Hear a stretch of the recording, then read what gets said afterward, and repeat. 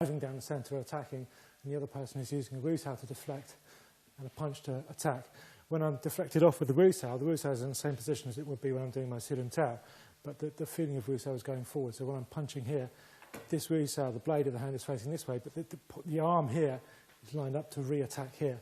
So that if another punch comes from the opposite corner, I can always use my rear hand to attack with. It's more easy to see when we look at Mark and Sean. If Mark punches here, if we freeze that position there, just do one more punch there. One more punch.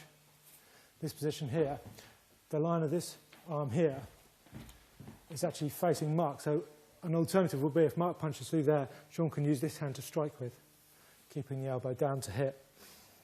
If we go back to the drill now, if we slow it down and see what's happening, this punch is coming in. As the punch forces up behind the punch here, it turns Sean, causing his wusao to press forward, and this one's come in here.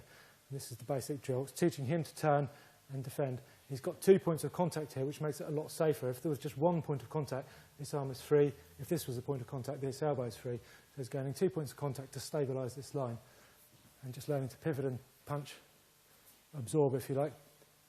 And then we can add variety to this by the fact Mark can throw in a hook punch every now and then randomly into the mix, just to make sure that he's feeling forward, getting that Saojik Ching, that forward feeling to drive forwards whenever he needs to, or whether he can, really. He's learning to feel to go into a gap. As soon as a gap occurs, he's going in. If the pressure's on centre, he's pivoting around it. If a gap opens up, he goes forward into it. We can then add to this drill, if Mark's punching again, from this position here, he can now use this arm to barge into Sean and try and drive him back. You can see Sean just drops back into his 2-mile retreat step, uses jutsao and hit. So we can just add that into the mix.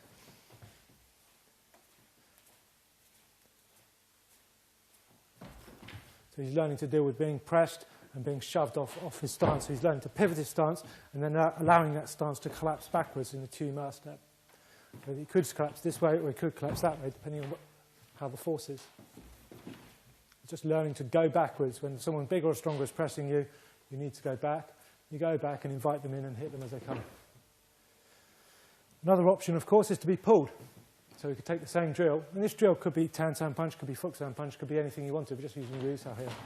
If he gets pulled, he goes in using Lansao out of Chum Kyu, pretty much straight out of the form.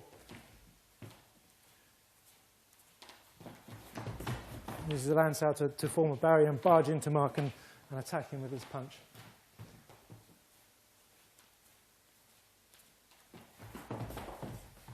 And we can then take these elements and add anything we want to them. We can just, so if we just take those 3 elements, the hook punch, the pull or the push, and randomise them, it trains him to feel what's coming and to respond in accordance to his sensitivity.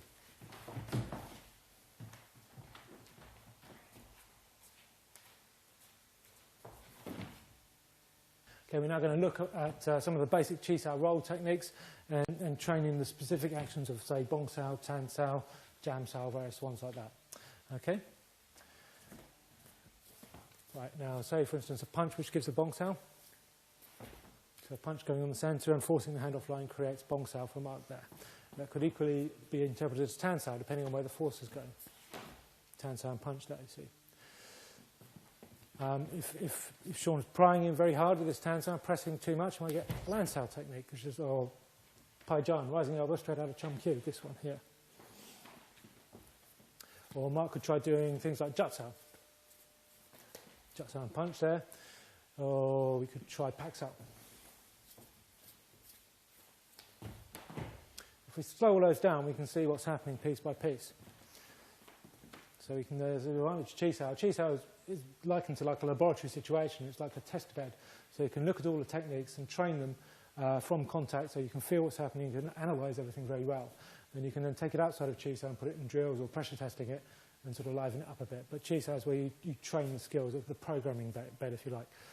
So for instance, if we roll one more time, if this punch here drives in towards the centre with the elbow down very powerful, you'll get a Bong-sao. See, the has been taken off the centre, the elbow's taken over the roll now, and now Mark's in a position to punch again or to lapse out, whatever he wants to do. Equally, from the same force here, this hand could press in slightly this side. Maybe you can get Tan-sao. This is better because he's only doing one technique, rather like when we did single stick and hands, he's doing the shuffle step there. There's the Tan-sao, there's the punch. This punch should also cover this line here. if Shun is prying in very strong from this hand and stepping in hard, and he breaks the jam sao, you can use the rising elbow from Chun Q to trap that. He's now got a free hand here to hit with. If this hand comes forward, but it's not quite so strong, he might be able to deal with this with jam sao. And just hit off that hand.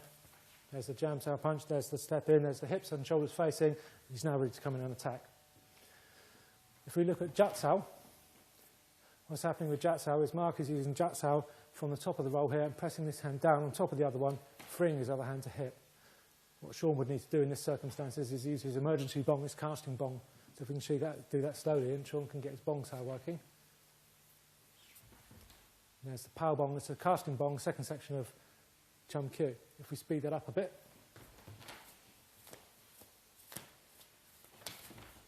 we see everything starting to happen in action. If we look at the pak sao now slowly, you see in this hit the hand is now primed and positioned, the arm is now lining up ready to go. This hand now will come across and perform the pak sao here. At the same time, this elbow will control this elbow so that Shun is completely controlled when he moves into attack.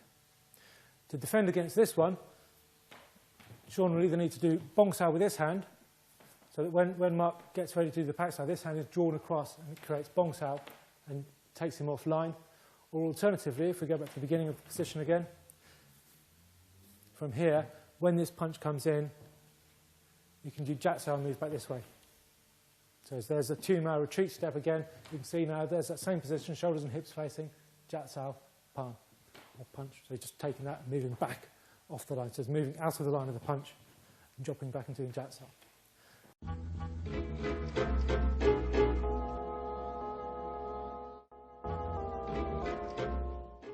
This stage now, you'll be looking at starting to do Chun Q form, which is starting to turn and step and move, integrating the concepts from the stationary drills that you've done in the first sections to moving them around and learning to track and follow a moving target.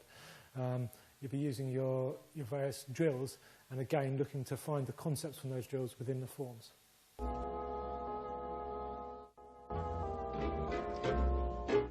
Lap sao is another cyclical drill that we use in Wing Chun, and you're training to do bong sao and lap sao and punch, bong sao and lap sao and punch. Basically, again, it's a sensitivity drill, and you're learning to feel what's happening and to respond in accordance with pressures and forces. Your bong sao elbow is pointing to the centre of the other person, the body's shifted off, and we can shift from side to side or attack. We can vary the drill a great deal, but in the early stages, we just need to keep it nice and simple so that we can see what we're doing and look at the essential points. And the various changes in the drill we do, test the various different bits that we do. So if we can go to the lap sao drill, you can see here the bong sao is a response to a lap and punch. The hand has been taken off the centre, so the elbow is taking over the drill. You can practice an entry drill from this. If Shun comes from this position, he moves in, packs away, just takes his hips, pivots the hips in, shifts in, packs out and punch. Let me just pop that in. He's going to come in and attack as he goes. So just let him attack. He's going to move in, straight in. And now you can see the response. Mark's using a tan and punch to respond to the attack. Okay, let's do a few more of those. So he's feeling and responding.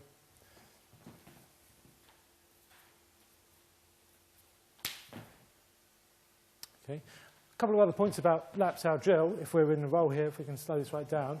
If we just, one more roll here. From this position here, for instance, the Wu sao must be tucked back near the shoulder in the Wong Shun system. If the hand is too far forward here, this hand can lap both arms down straight away. If we go back to that same position, this hand here, the controlling hand, is in using Fuk sao concept. This is pressing forward. So this line of the arm here should point to the centre. Because at any point now, Shun can jut and hit. Change hands. If the Wu sao is badly positioned, if Mark's Wu sao is out of position here, that hit might catch his Wu sao. And again, you can test the Wu sao. If the Wu sao is correctly positioned here, then the Wu sao should be aiming to come forward, and this part of the arm should be aiming to spring out. As soon as that change happens, the hand can come forward and take over an attack. Other little bits we can test for. If this hand isn't controlling at all, then we don't have 2 points of contact. Now Mark can use pak sao and fak sao to attack. He's got another option to come in. So if we go into the roll now, and just go round. And any now and then, Mark will take his hand off, the supporting hand, just to test that Sean's got that springy feeling, that ability to go in when he feels a gap to enter.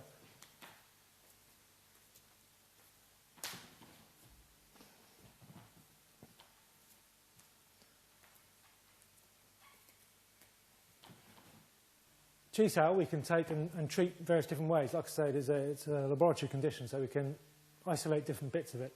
We can do, for instance, Chi-sao without any stepping, no footwork at all. We can just stationary, roll and attack, just like a game really. So here we go. Either person can attack and respond. You can see this also tests the stances, because if anybody's leaning in, they'll be pulled out of their stance. You either freestyle it, or we could say, for instance, Sean has got to make an attack. And Mark has to respond.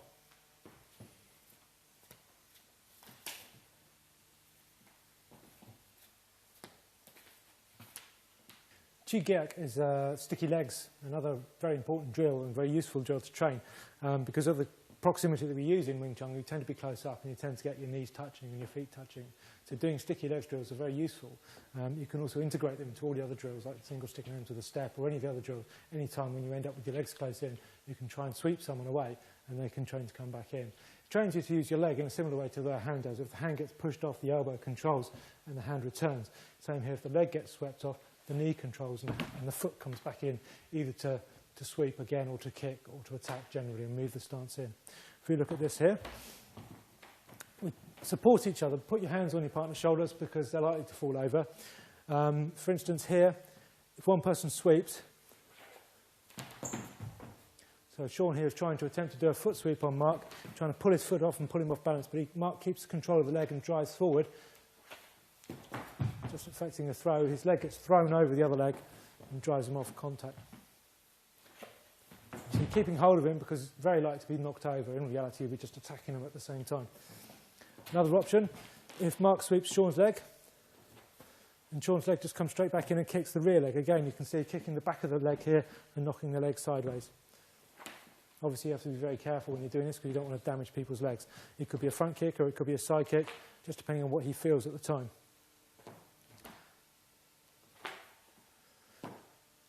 Now, following that same kick, Mark can then recover from that and turn his hips back in square and attack back.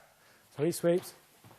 When the kick comes back in, he can now drive forward again and take the other leg off. Again, he's using his hips. It's rather like an elementary judo throw. Using the hips to control the thigh.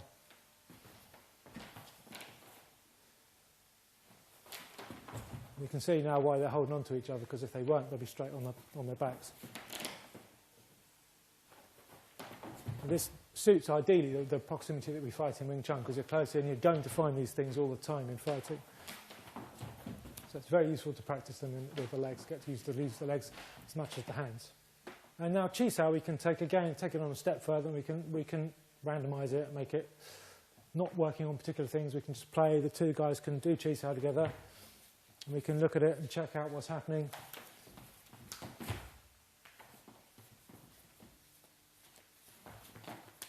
We just freestyle, just play with it here. And we can look at things, check whether the stances are correct, whether the arms are relaxed.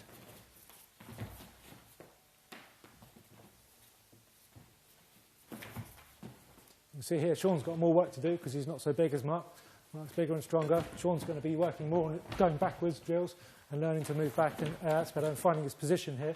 He's now learning to retreat when Mark's attacking him, because he has to, because Mark's bigger and stronger than him.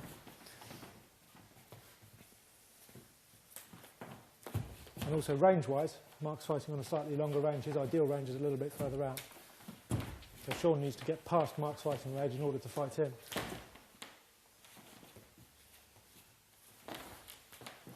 If you keep your attacks a bit lower down, aim more for the Mark's chest, you'll get more control over him. That's it now, you're not compromising your own stance so much.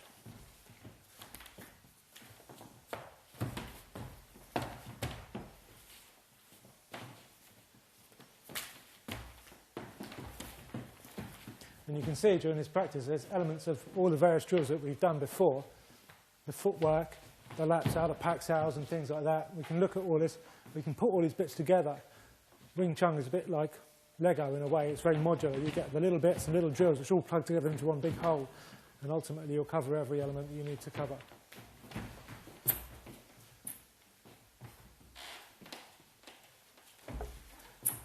In freestyle Tyease, if you think of Wing Chun as kind of, if you think of the drills and the individual techniques and concepts of Wing Chun as like the bricks, if you think of freestyle Tyease or fighting practice, it's like the mortar that holds it all together. It fills up the gaps and makes it a whole.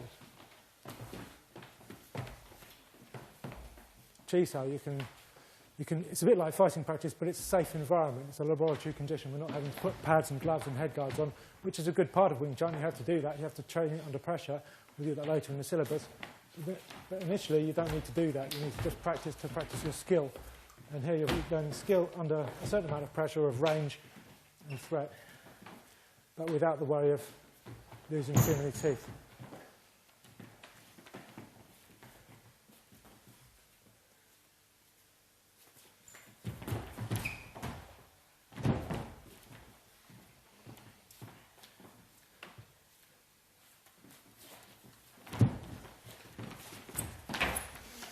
Excellent.